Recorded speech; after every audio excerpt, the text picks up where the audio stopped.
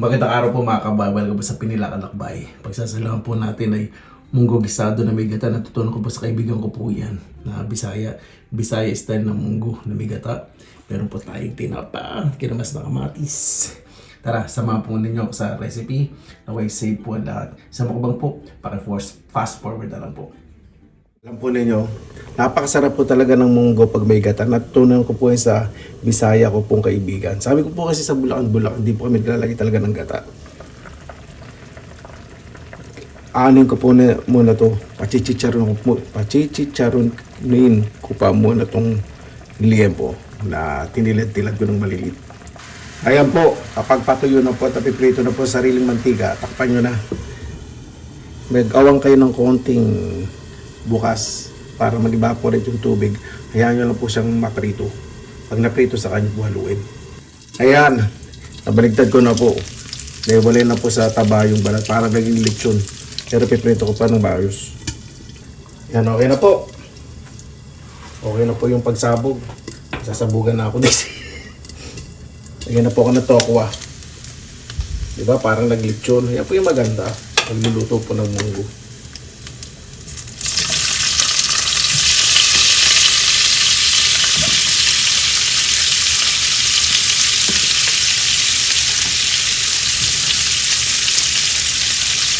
Halo nang natin mabuti yung tokwa. Ay, may kamatis na palang tumama. Tama na nga siya. Sabi natin kamatis din.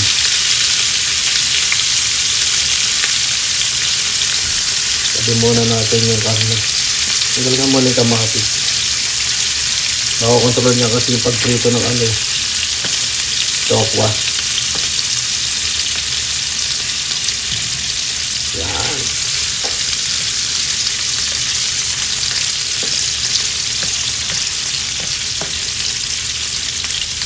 Balik ulit natin itong balat ng baboy para mas maparito ng maayos, mas lumasa sa munggo. Ayan! Seseparate po ako nung naprito natin para pang toppings pag naluto na po yung munggo. Naglechon na po, di ba? Tapos gisa lang po natin itong maayos. Gusto ko pritong-prito po yung tokwa para pag nagluto po tayo ng munggo, na-absorb yung lasa. So yung tokwa, hindi matabang, malasa pa rin. Yan, tinanggal ko po isang tipak ng liempo, ang toppings. Sabi na po natin. Igisa na po ko ng bawang at sibuyas. Ito yung masarap, yung hindi nyo inaahon. Para yung mga lasa absorb na absorb. Habang naglalagay kayo ng mga ibang rekahe, di ba? Sarap.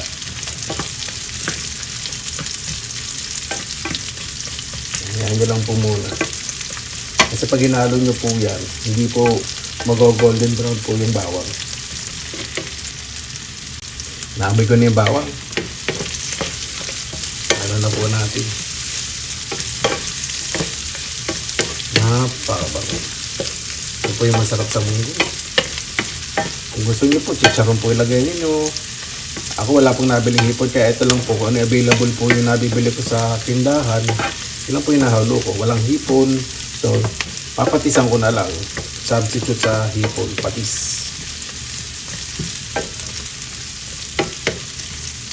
Sabay, kaya naman may hipon, maglagay pa rin kayong patis para mas malinamnam. Diyan po yung maganda. Slightly golden brown na po yung bawang. Diba?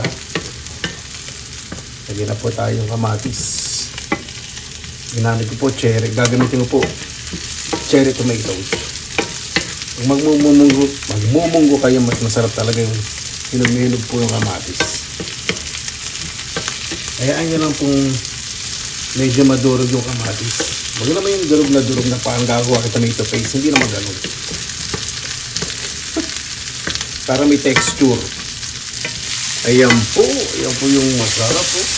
Gisadong gisado. Maayos na paayos ang pagkakagisa.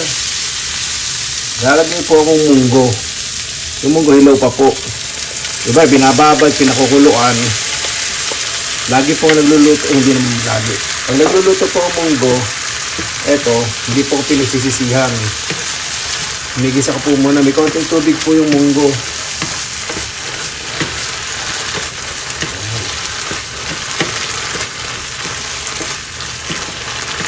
po ito matagal maluto. Ibig sabihin, syempre, kung may mga karinderya kayo, may mga anak kayo, nagtatrabaho, kaya po binababad ang munggo para mas mabilis maluto. Tingnan ko lang, di ba? Kung gusto nyo na po maintain yung starch, o konting lapot ng munggo, mas masarap po yun, yung tatanggalin. Masarap po ihalo sa pagigisa.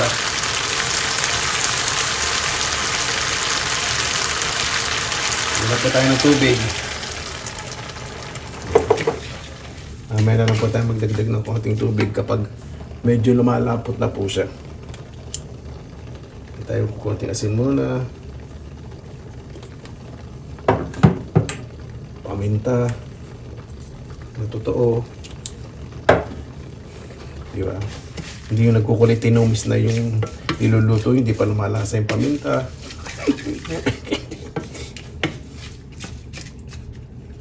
Di ba? Medium low heat lang po natin para hindi masyadong lutok na lutok yung hindi parang pandikit. Kailangan medium low heat lang po. Ayan! Di ba? Kaya po dapat medium heat lang po, huwag masyadong kulong-kulo. Para yung munggo medyo buo-buo pa rin pero malambot. Lagay po tayo ng patis pampalinamnam. Huwag po madami pampalinam lang po yung patis kasi wala tayong hipon. Kahit may hipon, maglagay din ng konting patis para mas masarap. Lagay po tayo ng konting bechin. Lagay lang po natin mabuti. Dahan-dahan lang po para yung hindi magmukhang pandikit. Kasi di ba minsan pagkakaya tayong munggo parang pandikit na. Ayan po mga kababayan. Luto na po ang munggo. Tikman ko po muna. Pagtitikman po ninyo, haluin po ninyo yung niluluto ninyo. Para yung lasa, malaman nyo yung totoong lasa. Tapos hipan po ninyo bagya.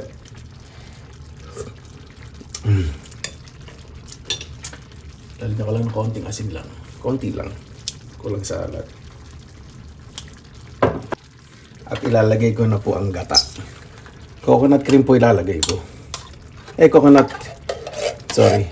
Hindi pala cream. Coconut milk. Yung cream po kasi, mas malapot po yun. Parang may halo yun. Kaya ito lang yung nahalo ko. Coconut milk. Lagyan po natin mabuti.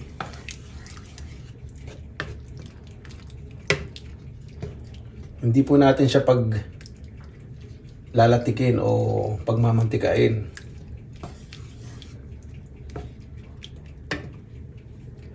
Tapos lagay ko na rin po itong spinach. Siyempre mas masarap po may ampalaya, di ba? Wala pa ako nabili, hindi pa po ako makalabas eh.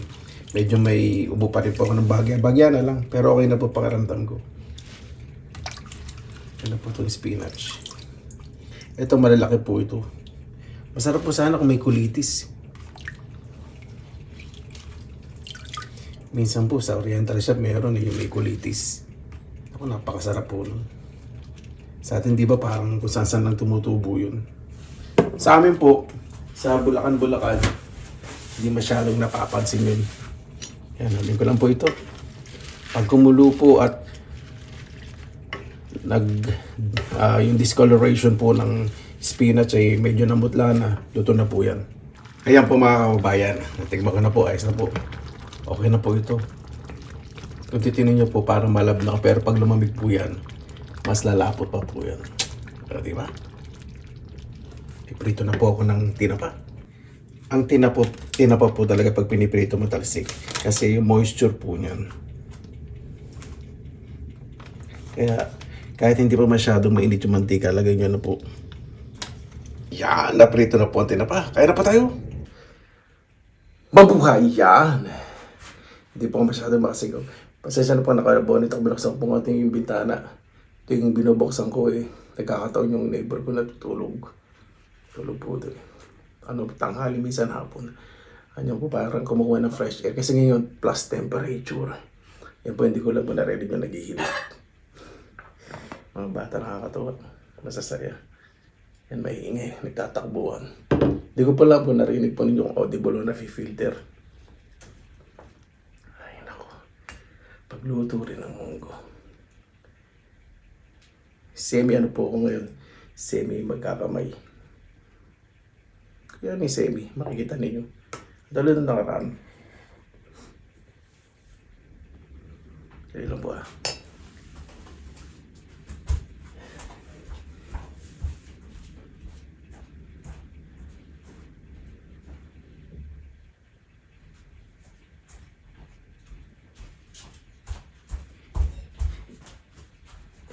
Isa na po.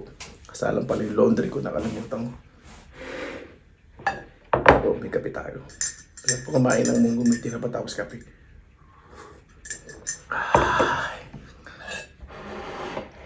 Yan. Manatin na sa ibabaw.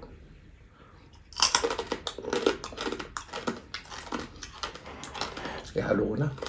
Palasa din yan.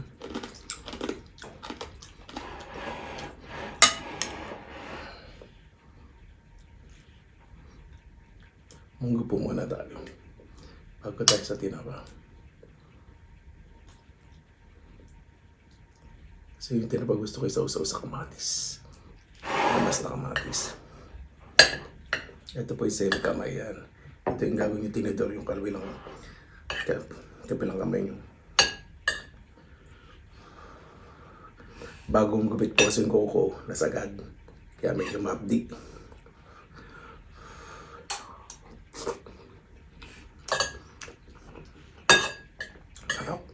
Sarap po try po ninyo, may gata. Sarap.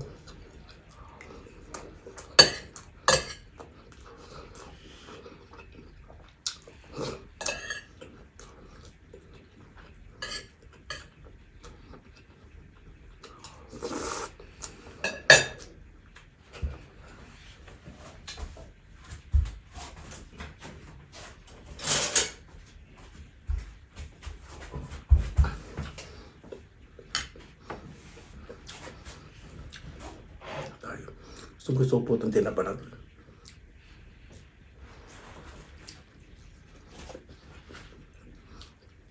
Kakapamilya po ito ng ng tamban. Kaya numubo yung neighbor ko. Ano po ito? Tawag ito? Herring. Herring. Hindi po herring herring. Sarap. Dinamnam.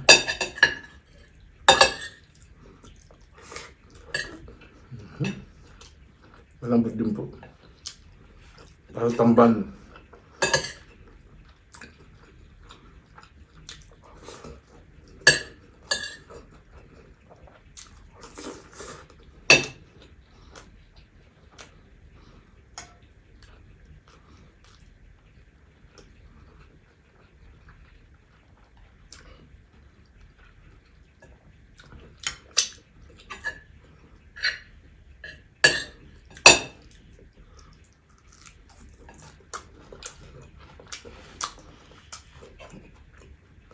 %60 kalasa ng tamban. Sarap.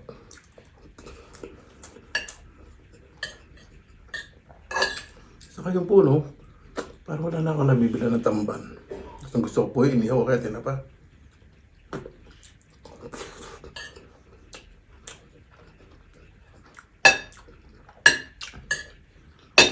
Pag kumakain po ako, pagtaas na po, nabuksan yung bintana ako.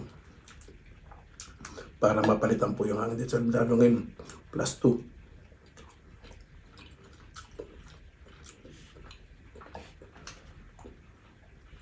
Ano po?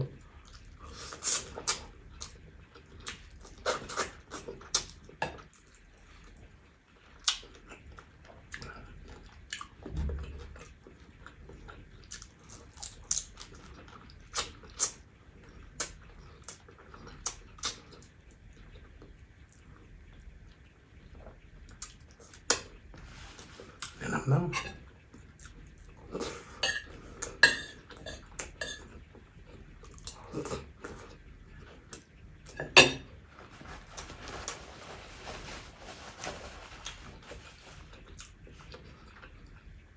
Diretso natin, sarap.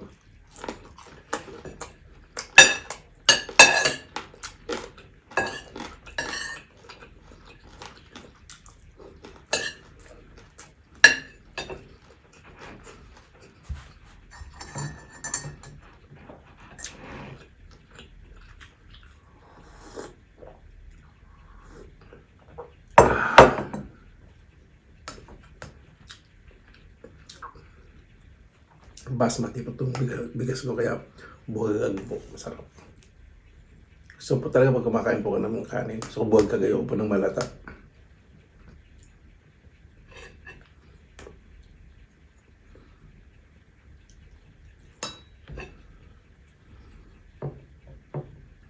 Yan, ito na pag-adjust na yung ano ko. Mahapdi pa rin pero okay lang. Wala namang ano eh. Suka.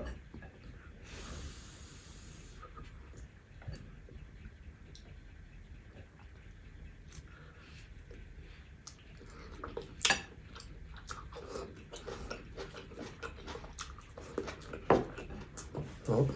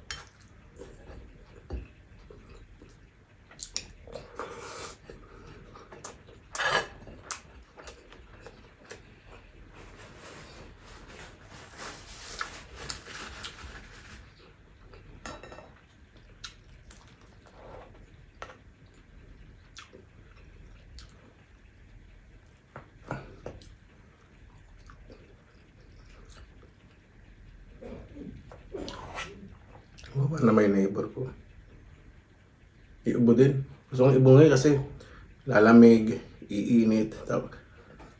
Ay, hindi iinit. Magwa-warm. Katulad ng mga na, minus 30, minus 22, minus. Tapos biglang nag-plus. Medyo delikado rin po sa daan ngayon. Madulas. Mga bata rin yung naririnig ko. Ngayon, ubo-ubo din.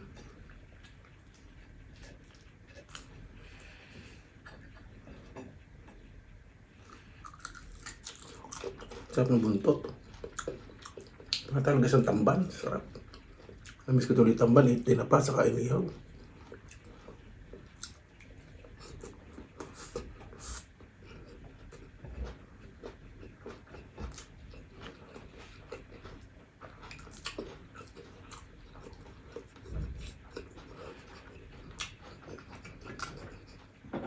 Ay, sorry.